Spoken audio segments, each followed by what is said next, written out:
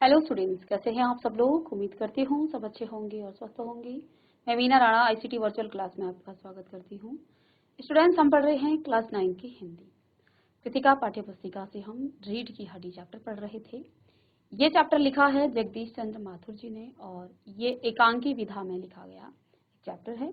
इसमें जो है समाज के उन व्यक्तियों पर ये व्यंग जो है इस एकांकी के माध्यम से जो है व्यंग मारा गया है कि जो व्यक्ति जो है पढ़े लिखे होकर भी उनको जो है बहू जो है गृहिणी चाहिए, ज्यादा पढ़ी लिखी बहू नहीं चाहिए। तो यहाँ इस एकांकी के कुछ पात्र हैं, जिसमें सबसे पहले पात्र हैं राम स्वरूप बाबू, जिनकी बेटी का नाम उमा है, उनकी पत्नी का नाम प्रेमा है, नौकर उनका रतन है। तो प्रीवियस लेक्चर में हम पढ़ चुके हैं कि इस एकांकी में पहले जो है कमरे को जो है सजाया जाता है। नौकर और मालिक रामस्वरूप बाबू और इनकी पत्नी प्रेमा के बीच बहुत सारी बातें होती हैं। इनकी बेटी जो है बिल्कुल भी इस तरीके की नहीं है कि वो जो है जैसे आजकल की लड़कियों की जो पाउडर वगैरह लगा करके वो बहुत सज संवर कर रहती हैं, ऐसी इनकी बेटी उमा बिल्कुल भी नहीं है। उसे ये चीजें बिल्कुल भी पसंद नहीं है। इनकी माँ प्रेमा जो है इनको समझाती हैं कि लड़के वाले आ रहे हैं, थोड़ा ढंग से आए। सभी चीजें लड़के वालों की तैयारी में वहां उस रूम में रखा जाता है। नौकर जो है इनका बाहर मक्खन लेने चला जाता है टोस्ट के साथ, और प्रेमा और रामस्वरूप बाबू उस कमरे को बहुत अच्छे से जो है सजाते हैं। और इसके बाद जो है वहां मेहमानों का आगमन होता है। मेहमान आते हैं जिनमें लड़का और लड़के के पिता, दो जो हैं व्यक्ति इनके घर में मेहमान के रूप में आते हैं, जिनका नाम गोपाल प्रसाद है। इन सब की जो है मेहमान नवाजी की जाती है। प्रेमा को जो है बुलाया जाता है। चाय नाश्ते के बाद अब प्रेमा जो है इनके सामने आ जाती है। तो अब जो है यहाँ बात होती है रामस्वरूप बाबू शंकर, जो कि लड़का है, लड़के का नाम शंकर है, और वो जो है यहाँ पर बात करते हैं। रामस्वरूप बाबू जो है शंकर से पूछते हैं कि जी कॉलेज की छुट्टियां नहीं है, वीकेंड में चला आया है। अब देखिए बात क्या है। बात यह है रामस्वरूप की जो बेटी है उमा, वो पढ़ी लिखी है। गोपाल प्रसाद जिनका बेटा शंकर है, शंकर को जो है वो एक ऐसी बहू लाना चाहते हैं जो कम पढ़ी लिखी हो, मैट्रिक पास तक हो। वो जो है ज्यादा पढ़ी लिखी बहू नहीं लाना चाहते हैं, क्योंकि उनके हिसाब से ज्यादा पढ़ी लिखी जो लड़की होती है वो अपने हिसाब से चलती है, अपनी मर्जी करती है, उसके ज्यादा नखरे होते हैं और उन नखरों को वो सहन नहीं करना चाहते, इसलिए वो जो है कम पढ़ी लिखी लड़की लाना चाहते हैं। रामस्वरूप बाबू को पता है कि उनकी बेटी पढ़ी लिखी है, लेकिन गोपाल प्रसाद को कम पढ़ी लिखी लड़की चाहिए, इसलिए वो इस बात को छुपाते हैं।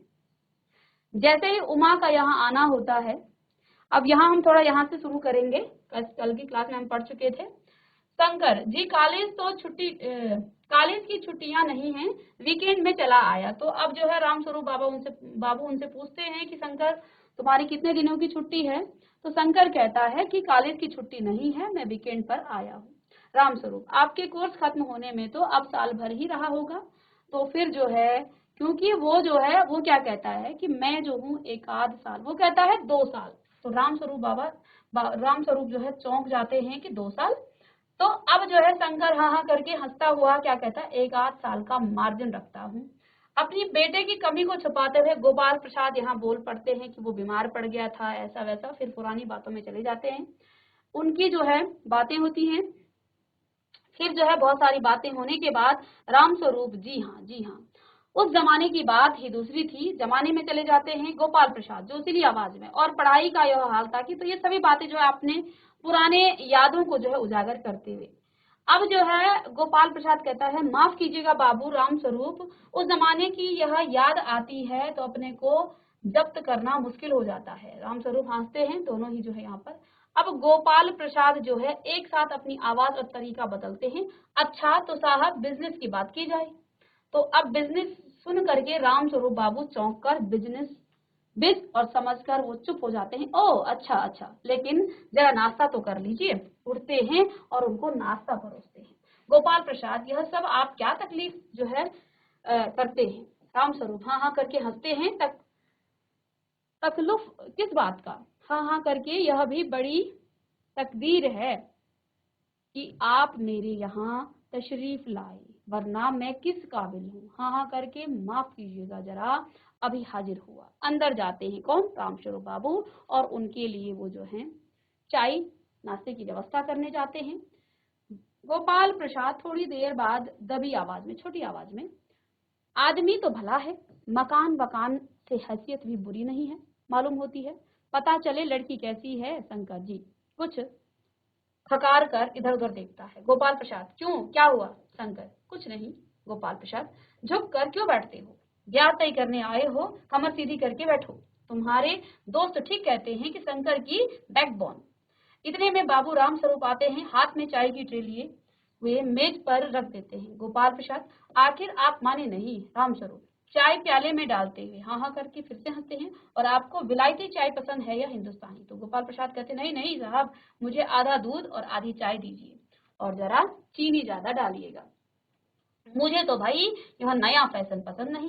एक तो वैसे ही चाय में पानी काफी कम होता है, और फिर चीनी भी नाम के लिए डाली जाए तो जायका क्या रहेगा। राम स्वरूप फिर हंसते हैं और कहते हैं आप सही हैं।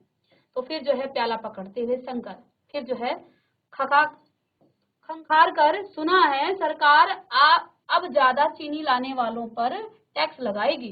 गोपाल प्रसाद चाय पीते हुए सरकार जो चाहे सो कर ले, पर अगर आमदनी करनी है तो सरकार को बस एक ही टैक्स लगाना चाहिए। राम स्वरूप बाबू शंकर को प्याला पकड़ाते हुए चाय देते हैं और क्या कहते हैं, वो क्या, कौन सा टैक्स लगाना चाहिए सरकार को? गोपाल प्रसाद खूबसूरती का पर टैक्स। रामस्वरूप और शंकर हंस पड़ते हैं। मजाक नहीं साहब, यह ऐसा टैक्स है जनाब कि देने वाले चो भी न करेंगे। बस शर्त यह है कि हर एक औरत पर छोड़ दिया जाए कि वह अपनी खूबसूरती के स्टैंडर्ड के माफिक अपने ऊपर टैक्स तय कर ले, फिर देखिए सरकार की कैसी आमदनी बढ़ती है। रामस्वरूप जोर से हंसते हैं। वाह वाह, खूब सोचा आपने। वाकई आजकल यह खूबसूरती का सवाल भी बेढंग हो गया है। हम लोगों के जमाने में तो यह कभी उठता भी न था। तो तस्तरी गोपाल प्रसाद की तरफ वो बढ़ाते हैं। लीजिए। गोपाल प्रसाद समोसा उठाते हुए कभी नहीं साहब, कभी नहीं। रामस्वरूप शंकर की तरफ मुखातिब होकर उनकी तरफ देख करके, शंकर यानी कि जो लड़का है लड़के की तरफ देखते हैं। आपका क्या ख्याल है शंकर बाबू? शंकर किस मामले में? रामस्वरूप यही कि शादी तय करने में खूबसूरती का हिस्सा कितना होना चाहिए। गोपाल प्रसाद बीच में ही बोल पड़ते हैं। क्या बोलते हैं? यह बात दूसरी है बाबू रामस्वरूप, मैंने आपसे पहले भी कहा था लड़की का खूबसूरत होना निहायत जरूरी है, यानी कि शादी करने के लिए लड़की को खूबसूरत होना चाहिए, कैसे भी हो, चाहे पाउडर वगैरह लगाए चाहे वैसे ही। बात यह है कि हम आप मान भी जाएं, मगर घर की औरतें तो राजी नहीं होती। आपकी लड़की तो ठीक है, तो पूछने लग गए रामस्वरूप। जी हाँ, वह तो अभी आप देख लीजिएगा। गोपाल प्रसाद देखना क्या, जब आपसे इतनी बात हो गई है तो यह तो रस्म ही समझिए। रामस्वरूप फिर हंसते हैं। यह तो आपका मेरे ऊपर भारी एहसान है। करके फिर जो है गोपाल प्रसाद और जायचा यानी जन्मपत्री तो मिल ही गया होगा। तो रामस्वरूप कहते हैं जी, जायचे का मिलना क्या मुश्किल बात है, ठाकुर जी के चरणों में रख दिया, बस खुद बे खुद मिला हुआ समझिए। गोपाल प्रसाद यह ठीक कहा आपने, बिल्कुल ठीक। थोड़ी देर रुक कर, लेकिन हाँ, यह जो मेरे कानों में भनक पड़ी है यह तो गलत है ना। रामस्वरूप चौंक जाते हैं और कहते हैं क्या? गोपाल प्रसाद यह पढ़ाई लिखाई के बारे में? जी हाँ, साफ बात है साहब, हमें ज्यादा पढ़ी लिखी लड़की नहीं चाहिए। मैम साहब तो रखी नहीं, कौन भुगतेगा उसके नखरों को, बस हद से हद मैट्रिक पास होनी चाहिए। क्यों शंकर? तो अब जो है गोपाल प्रसाद रामस्वरूप से कहते कि भाई हमें भी एक बात की भनक लगी है कि तुम्हारी बेटी पढ़ी लिखी है।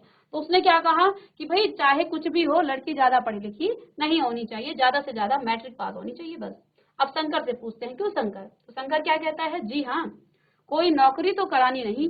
रामस्वरूप नौकरी का तो कोई सवाल ही नहीं उठता। तो अब रामस्वरूप ने कहा, पढ़ाई पर तो उन्होंने कुछ कहा नहीं कि बेटी मेरी ज्यादा पढ़ी लिखी है, ना झूठ बोला, लेकिन उस बात को काट कर उन्होंने कहा कि नहीं, नौकरी का तो कोई सवाल ही नहीं उठता। तो गोपाल प्रसाद और क्या साहब, देखिए कुछ लोग मुझसे कहते हैं कि जब आपने अपने लड़कों को BA MA तक पढ़ाया है तब आप उनके लिए बहुएं भी ग्रेजुएट लीजिए। भला पूछिए उन अक्ल के ठेकेदारों से कि क्या लड़कों की पढ़ाई और लड़कियों की पढ़ाई एक बात है। अरे मर्दों का काम तो है ही पढ़ना और काबिल होना, और अगर औरतें भी वही करने लगी, अंग्रेजी अखबार पढ़ने लगी और पॉलिटिक्स वगैरह पर बहस करने लगी, तब तो हो चुकी गृहस्थी। जनाब, मोर के पंख होते हैं मोरनी के नहीं, शेर के बाल होते हैं शेरनी के नहीं। अब देखो, उनके पास तो ऐसे शेर भी थे, लेकिन गोपाल राम स्वरूप जो है अपनी बेटी को पढ़ा लिखा करके जो है उन्होंने ग्रेजुएट करा लिया था, इसलिए वो कुछ कह नहीं पाए। तो क्या कहा, जी हाँ, और मर्द की दाढ़ी होती है औरत की नहीं, हाँ हाँ करते हैं। तो वो भी जो है यहाँ पर एक जोक मार देते हैं। शंकर भी हंसता है, मगर गोपाल प्रसाद गंभीर हो जाते हैं। गोपाल प्रसाद कहता है, हाँ हाँ वह भी सही है, कहने का मतलब यह है कि कुछ बातें दुनिया में ऐसी होती हैं जो सिर्फ मर्दों के लिए हैं, और ऊंची तालीम भी ऐसी चीजों में से एक है। तो राम स्वरूप कहते हैं शंकर से, चाय और लीजिए। शंकर, धन्यवाद, पी चुका। राम स्वरूप गोपाल प्रसाद से, आप? गोपाल प्रसाद कहते हैं, बस साहब अब तो खत्म ही कीजिए। राम स्वरूप, आपने तो कुछ खाया ही नहीं, चाय के साथ टोस्ट नहीं थे?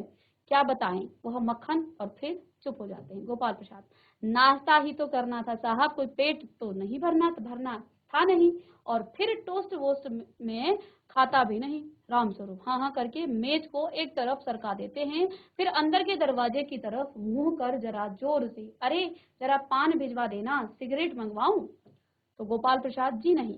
पान की तस्तरी हाथों में लिए अब उमा आती है, सादगी के कपड़े, गर्दन झुकी हुई। बाबू गोपाल प्रसाद आंखें गड़ाकर और शंकर आंखें छिपाकर उसे ताक रहे हैं। दोनों ही बाप और बेटा, दोनों ही उस लड़की को देख रहे हैं, उमा को। और अब जो है उमा का प्रवेश होता है। अब देखिए, राम स्वरूप फिर से, हाँ हाँ हाँ यही, हाँ हाँ आपकी लड़की है, लाओ बेटी पान मुझे दो। उमा पान की तस्तरी अपने पिता को देती है। उस समय उसका चेहरा ऊपर को उठ जाता है और नाक पर रखा हुआ सोने की रिम वाला चश्मा दिखता है। बाप बेटे चौंक उठते हैं। गोपाल प्रसाद और शंकर एक साथ, चश्मा। रामस्वरूप जरा सच पकाकर, यानी जरा जो है झिझक करके क्या कहता है, जी वह पिछले महीने में इसकी आंखें दुखनी आई थी, सो कुछ दिनों के लिए चश्मा लगाना पड़ गया। तो गोपाल प्रसाद कहते, पढ़ाई वढ़ाई की वजह से तो नहीं है ना कुछ? रामस्वरूप, नहीं साहब, वह तो मैंने अर्ज किया ना। गोपाल प्रसाद, संतुष्ट होकर कुछ कोमल स्वर में, बेटी बैठो बेटी। रामस्वरूप, वहां बैठ जाओ। उमा उस तख्त पर अपने बाजे के पास जो है उमा बैठती है। तो जहां पर उन्होंने शुरू में ही कमरा रखा था, कमरा जब सजा रहे थे वो तख्त वगैरह बिछा करके, तो वहां पर उन्होंने बाजे भी रखे थे, क्योंकि उनको कुछ गाने भी सुनने थे। तो अब जो है गोपाल प्रसाद, चाल में तो कुछ खराबी है नहीं, चेहरे पर भी छवि है। हाँ, कुछ गाना बजाना सीखा है? तो पूछते हैं कि भाई गाना वाना आता है कुछ?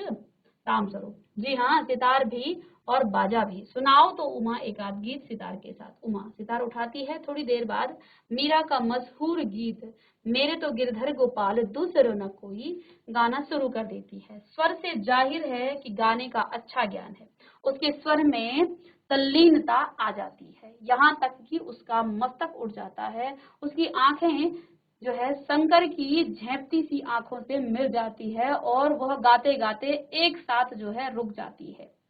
अब क्या हुआ, लड़की बड़े शर्माती हुए आई, तो उसने जो है अभी तक ना तो शंकर के पिता को देखा ना तो शंकर को देखा। अब जो है वो गाने में इतनी तल्लीन हो जाती है, इतनी मग्न हो जाती है कि गाते गाते उसका जो सिर झुका हुआ था, एक बनावटी होता है ना, आप बनावटी काम करते हो, लेकिन आप जब किसी चीज में खो जाते हो तो फिर आप उस चीज को भूल जाते हैं। अब यहाँ एक पढ़ी लिखी लड़की कभी भी आपको सर झुकाकर इतना जो है बहुत ज्यादा नहीं कर पाएगी, तो वो तो पढ़ी लिखी लड़की थी, तो उसने जो है यहाँ वो कुछ बनावटी काम कर रही थी।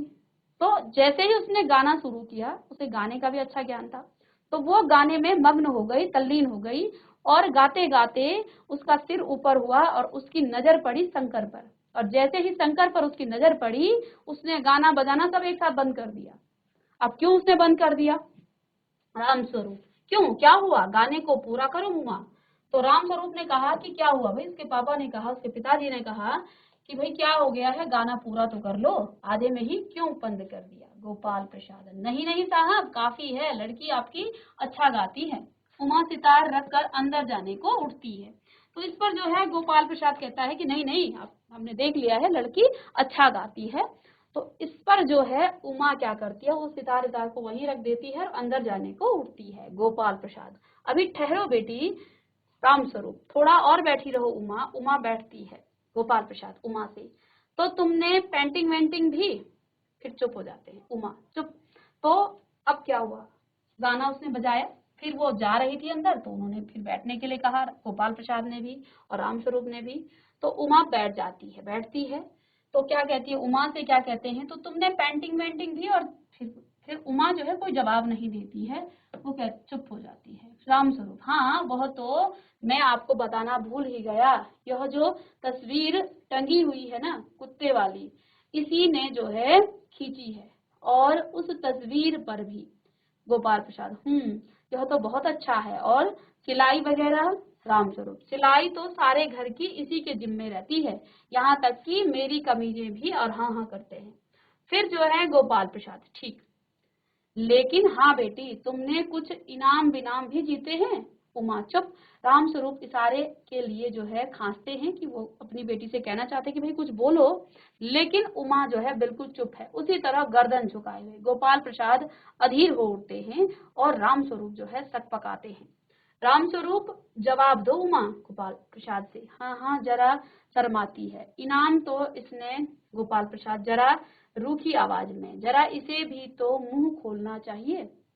तो अब जो है रामस्वरूप कहते हैं, क्योंकि वो जवाब तो दे नहीं रही थी, तो उसने क्या कहा गोपाल प्रसाद ने कि ये भी तो मुंह खोले। तो रामस्वरूप, उमा देखो आप क्या कह रहे हैं, जवाब दो। तो रामस्वरूप जो है अपनी बेटी से क्या कहते हैं, उमा देखो आप क्या कह रहे हैं, यानी कि गोपाल प्रसाद कुछ पूछ रहे हैं, उनका जवाब दो, जवाब दो ना। उमा हल्की लेकिन मजबूत आवाज में, क्या जवाब दूं बाबूजी? जब कुर्सी मेज बिकती है तब दुकानदार कुर्सी मेज से कुछ नहीं पूछता, सिर्फ खरीदार को दिखला देता है, पसंद आ गई हो तो अच्छा है, वरना, और चुप हो जाती है। तो इस पर जो है उमा जो है थोड़ी गंभीर हो जाती है, लेकिन उसकी आवाज में दम थी, मजबूत उसकी आवाज थी। क्या जवाब दो बाबूजी? जब कुर्सी और मेज बिकती है तो दुकानदार कुर्सी मेज से कुछ नहीं पूछता, सिर्फ खरीदार को दिखला देता है, और पसंद आ गई तो अच्छा है, वरना, और चुप हो जाती है। फिर रामस्वरूप चौंक कर खड़े हो जाते हैं। उमा उमा, तो उमा बोलती है, अब मुझे कह लेने दीजिए बाबूजी, ये जो महाशय मेरे खरीदार बनकर आए हैं, इनसे जरा पूछिए कि क्या लड़कियों के दिल नहीं होता, क्या उनके चोट नहीं लगती, क्या बेबस भेड़ बकरियों, क्या बेबस भेड़ भेड़ बकरियां हैं जिन्हें कसाई अच्छी तरह देखभाल कर, और फिर वो चुप हो जाती है। तो इस पर उमा, उसके पिताजी रामस्वरूप चौंक पड़ते हैं, और वो जो है गुस्से से क्या कहते हैं, उमा उमा, यानी वो जो है उसे कहते हैं कि भाई तुम ऐसा क्यों कर रही हो। उमा, अब मुझे कह लेने दीजिए बाबूजी, ये जो महाशय मेरे खरीदार यानी कि शंकर को कह रही है बनकर आए हैं ना, इनसे जरा पूछिए कि क्या लड़कियों के दिल नहीं होता, क्या उनके चोट नहीं लगती, क्या बेबस भेड़ बकरियां हैं जिन्हें कसाई अच्छी तरह देखभाल कर, और फिर चुप हो जाते। गोपाल प्रसाद ताव में आकर, बाबू रामस्वरूप, आपने मेरी इज्जत उतारने के लिए मुझे यहाँ बुलाया था। अब जो है गोपाल प्रसाद जो है ताव में आकर के, यानी कि तेज बोलते हैं कि आपने मेरी इज्जत उतारने के लिए मुझे यहाँ बुलाया था। उमा तेज आवाज में, जी हाँ, और हमारी बेइज्जती नहीं होती जो आप इतनी देर से नाप तोल कर रहे हैं। और जरा आपने इन साहबजादे से पूछिए कि अभी पिछली फरवरी में ये लड़कियों की हॉस्टल के इर्द गिर्द क्यों घूम रहे थे, और वहां से कैसे भगाए गए थे। तो अब जो है उमा ने शंकर की पोल खोल दी। शंकर, बाबूजी चलिए। तो शंकर भी जो है समझ गया, क्योंकि शंकर को तो पता है उसने क्या किया है। तो उमा ने क्या कहा कि अपने साहबजादे से पूछिए कि वो पिछली फरवरी में ये लड़कियों के हॉस्टल के इर्द गिर्द क्यों घूम रहे थे, और वहां से कैसे भगाए गए। अब शंकर को लगा कि अब मेरी पोल खुलेगी, तो शंकर कहता है, बाबूजी चलिए। गोपाल प्रसाद, लड़कियों के हॉस्टल में? क्या तुम कॉलेज में पढ़ी हो? अब देखिए बाप ऐसा है, अभी भी वो लड़की की कमियां देख रहा है। उसने एक बार भी नहीं पूछा कि शंकर तुम लड़कियों के हॉस्टल में क्यों गए थे। उसने अभी भी उमा पर ही जो है बात, उमा पर ही ले आया। वो क्या कहा कि तुम्हारी बेटी कॉलेज में पढ़ी हो, तो क्या कहा कि क्या तुम कॉलेज में पढ़ी हो? तो राम स्वरूप चुप हो गए। उमा, जी हाँ, कॉलेज में पढ़ी हूँ, मैंने बीए पास किया है, कोई पाप नहीं किया, कोई चोरी नहीं की और ना आपके पुत्र की तरह ताक झांक कर कायरता दिखाई है। मुझे अपनी इज्जत, अपने मान का ख्याल तो है, लेकिन इससे पूछिए कि ये किस तरह नौकरानी के पैरों पड़कर अपना मुंह छिपाकर भागे थे। तो अब जो है यहाँ शंकर की पोल खुल गई, लेकिन इतना होने के बाद भी राम स्वरूप जो है उमा उमा करते हैं और क्या कह रहा है कि बस हो चुका बाबू राम स्वरूप, आपने मेरे साथ दगा किया है, यानी मुझे धोखा दिया है। धोखा क्या दिया है? आपकी लड़की बीए पास है और आपने मुझसे कहा था कि सिर्फ मैट्रिक पर तक पढ़ी है। लाइए मेरी छड़ी कहाँ है, मैं चलता हूँ, बेंत ढूंढ कर उठाते हैं। बीए पास, उफ, गजब हो जाता, झूठ का भी कुछ ठिकाना है, आओ बेटे चलो। तो अब क्या कह रहा है? बीए पास। तो वो जो है जैसे कि उसे अपने बेटे की गलतियों को जो है बिल्कुल भी नहीं देखना है, इग्नोर कर रहा है अपने बेटे की गलतियों को और एक बार भी नहीं पूछ रहा है कि तुमने आखिर हॉस्टल में ऐसा क्या किया कि तुम नौकरानी के पैर पड़े और वहां से जो है जान बचाकर भागे, मुंह छिपाकर भागे। एक बार भी नहीं पूछा। अभी भी वो राम स्वरूप और उमा को ही दोषी मान रहा है कि तुम्हारी बेटी पढ़ी लिखी है और तुमने मुझसे झूठ कहा कि हमारी बेटी मैट्रिक पास है। क्या उनका बेटा इतना लायक था कि वो जो है एक पढ़ी लिखी लड़की को जो है उसी पर दोषारोपण कर रहे हैं। तो अब अपने बेटे को कहते हैं कि आओ बेटे चले, दरवाजे की ओर बढ़ते हैं। उमा, जी हाँ, जाइए, जरूर चले जाइए, लेकिन घर जाकर जरा यह पता लगाइए कि आपके लाडले बेटे की रीढ़ की हड्डी भी है या नहीं, यानी बैकबोन। बैकबोन। बाबू गोपाल प्रसाद के चेहरे पर बेबसी का गुस्सा है और उनके लड़के के रुलासापन। दोनों बाहर चले जाते हैं। बाबू राम स्वरूप कुर्सी पर धम से बैठ जाते हैं। उमा सहसा चुप हो जाती है। प्रेमा का घबराहट की हालत में आना और प्रेमा उमा उमा रो रही है, यह सुनकर राम स्वरूप खड़े होते हैं। रतन आता है। बाबूजी, मक्खन। सब रतन की तरफ देखते हैं और पर्दा गिरता है। इस तरह से जो है ये एकांकी जो है यहीं पर समाप्त हो जाती है। तो यहाँ पर राम स्वरूप जो अपनी बेटी को पढ़ा लिखा कर उन्होंने ग्रेजुएशन करवाया और गोपाल प्रसाद जिन्होंने देखिए अपने बेटे की गलतियों को न देख करके उनकी बेटी पर ही वो दोषारोपण कर रहे हैं। तो इसमें जो है जब उमा ने उससे क्या कहा कि तुम्हारे बेटे की घर जाकर ये चेक करना कि तुम्हारे बेटे की रीढ़ की हड्डी है या नहीं है। आइए बच्चों, इस चैप्टर को हम एक बार इसका सारांश पढ़ लेते हैं इस चैप्टर का। तो एकांकी रीढ़ की हड्डी एक जो है सामाजिक एकांकी है समाज के लिए। इस एकांकी के लेखक श्री जगदीश चंद्र माथुर जी हैं, ये हम बार बार बता रहे हैं। इसमें उन्होंने लड़के और लड़की में भेदभाव करने वाले लोगों पर प्रहार करते हुए दोनों को समान सामाजिक प्रतिष्ठा देने की बात कही है। एकांकी का संक्षिप्त सार इस प्रकार से है। तो इस एकांकी में उन्होंने जो है लड़के और लड़कियों में जो भेदभाव किया जाता है, लड़कियों को कम पढ़ाया जाता है, उनको जो है सिर्फ घर के अंदर ही, ये सब पहले बहुत ज्यादा था। अब ये चीजें बहुत कम हो चुकी हैं, लेकिन अभी भी जो है कहीं कहीं ये चीजें अभी भी बहुत ज्यादा है। तो अब जो है एकांकी का आरंभ राम स्वरूप बाबू के घर से होने वाली साज सज्जा से होता है, जहाँ पर सभी लोग जो है कमरे को सजा रहे होते हैं उनकी लड़की उमा को देखने के लिए। बाबू गोपाल प्रसाद और उनका बेटा शंकर आने वाले हैं। बाबू राम स्वरूप, उनकी पत्नी प्रेमा और उनका जो नौकर है रतन, वो कमरे को सजाते हैं और बीच बीच में बाबू राम स्वरूप अपने नौकर को पर जो है झुंझलाते भी हैं। तभी प्रेमा उन्हें बताती है कि उनकी लड़की उमा को जब से लड़के वालों ने आने की बात कही है तभी से वह मुंह फुलाए पड़ी है। राम स्वरूप अपनी पत्नी को कहते हैं कि वह उमा को जैसे तैसे समझाकर तैयार कर दे। साथ ही वे अपनी पत्नी से कहते हैं कि लड़के वालों के सामने उमा की उच्च शिक्षा की बात नहीं बतानी है। वे कम पढ़ी लिखी लड़की चाहते हैं, अतः वे उमा को मैट्रिक तक पढ़ा लिखा ही बताएंगे। उसी समय लड़के वालों का आगमन होता है और बाबू गोपाल प्रसाद पढ़े लिखे और पेशे से वकील हैं। उनका बेटा शंकर बीएससी के बाद लखनऊ के मेडिकल कॉलेज में पढ़ता है। उसकी आवाज जो है क्या है, पतली है और खिसियाहट भरी है। झुकी गर्दन कमर उसकी खासियत है, झुकी हुई जो कमर है वो उसकी खासियत है। रामस्वरूप अतिथियों की आवभगत करते हैं।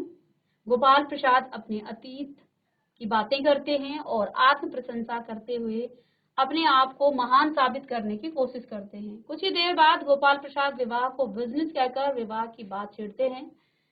रामस्वरूप उनके लिए नाश्ता लाकर उसकी सेवा करते हैं। इधर उधर की बातों के बाद गोपाल प्रसाद स्पष्ट कहते हैं कि उन्हें कम पढ़ी लिखी लड़की चाहिए। उनका मत है कि लड़कियों को अधिक पढ़ाना बेकार है, ठीक है, और पढ़ाना और कमाकर लाना तो केवल पुरुषों का ही काम है। स्त्रियों का कार्य तो केवल घर और गृहस्थी संभालना है। गोपाल प्रसाद कहते हैं कि उच्च शिक्षा प्राप्त करना केवल लड़कों का अधिकार है, लड़कियों का नहीं। उनका लड़का शंकर भी उनकी इस विचारधारा का समर्थन करता है। थोड़ी देर बाद रामस्वरूप अपनी बेटी उमा को आवाज लगाते हैं। पान की तस्तरी हाथों में लिए उमा अत्यंत सादे कपड़ों में आती है। उसकी आंखों पर लगे चश्मे को देखते ही गोपाल प्रसाद और शंकर चौंक पड़ते हैं। रामस्वरूप बताता है कि कुछ दिन पहले जो है आंखों में आई कुछ खराबी के कारण चश्मा लगा रही है। गोपाल प्रसाद उसके गाने बजाने के बारे में पूछते हैं। रामस्वरूप भी उमा को गाने के लिए कहते हैं। उमा सितार उठाकर मीरा का मशहूर गीत मेरे तो गिरधर गोपाल दूसरो न कोई गाना गाने लगती है। वह गीत में इतना तल्लीन हो जाती है कि उसकी झुकी गर्दन ऊपर उठती है। वह शंकर को देखती है। शंकर को देखते ही वह गाना बंद कर देती है। तब गोपाल प्रसाद उसे पेंटिंग, सिलाई और अन्य चीजों से संबंधित सवाल पूछते हैं, किंतु उमा कोई उत्तर नहीं देती है। गोपाल प्रसाद उसे बोलने के लिए कहते हैं, लेकिन वो जो है नहीं बोलती है। तरह तरह के सवालों से अपमानित उमा कहती है कि लड़कियां केवल निर्जीव वस्तुएं अथवा बेबस जानवर नहीं होती हैं, उनका भी मान सम्मान होता है। इस प्रकार तरह तरह के सवाल पूछकर उन्हें अपमानित करना उचित नहीं है। गोपाल प्रसाद जाने के लिए उठते हैं। तब जो है उमा उन्हें बताती है कि जिस लड़के के लिए वे सर्वगुण संपन्न लड़की चाहते हैं। तो गोपाल प्रसाद को जो है उमा की ये बात अच्छी नहीं लगती है। तो वो कहते कि तुमने हमारी जो है अपमानित करने को यहाँ बुलाया था। वो उठते हैं, लेकिन उमा उनको बताती है कि जिस लड़के के लिए उनको सर्वगुण संपन्न लड़की चाहते हैं वह लड़का लड़कियों के हॉस्टल के इर्द गिर्द सांस झांक करता हुआ कई बार पकड़ा गया है। गोपाल प्रसाद को पता चल जाता है कि उमा पढ़ी लिखी लड़की है। वे रामस्वरूप को कहते हैं कि उन्होंने उनके साथ धोखा किया है। ये कहकर वे दरवाजे की ओर बढ़ते हैं। तब उमा कहती है कि जाइए और घर जाकर ये जरूर पता कर लेना कि आपके लाडले बेटे की रीढ़ की हड्डी है भी या नहीं। बाबू गोपाल प्रसाद के चेहरे पर बेबसी का गुस्सा और शंकर के चेहरे पर रुआसापन, यानी कि एक रोने की तरह जो उसका मुंह बन गया था, आ जाता है। दोनों बाहर चले जाते हैं। रामस्वरूप वहीं कुर्सी पर धम से बैठ जाते हैं। उमा रोने लगती है। घबराई हुई जो प्रेमा उमा की माँ है वो वहां पहुंचती है और तभी उसका नौकर रतन जो है, जो कि मक्खन लेने गया था, वो वहां आ जाता है। वह मेहमानों के लिए मक्खन लेने गया हुआ था। सभी रतन की ओर देखते हैं। यह एकांकी समाप्त हो जाती है। तो इस प्रकार से जो है ये समाज पर जो है एक प्रश्न चिन्ह है कि जो है यहाँ समाज में अभी भी जो है कई लोगों की इस तरह की सोच है कि वो लड़कियों को कम पढ़ाना चाहते हैं और लड़कियों को काम जो है सिर्फ गृहस्थी ही वो समझते हैं। तो इस एकांकी के प्रश्न उत्तर हम नेक्स्ट लेक्चर में डिस्कस करेंगे। मिलते हैं नेक्स्ट लेक्चर में, तब तक के लिए थैंक यू।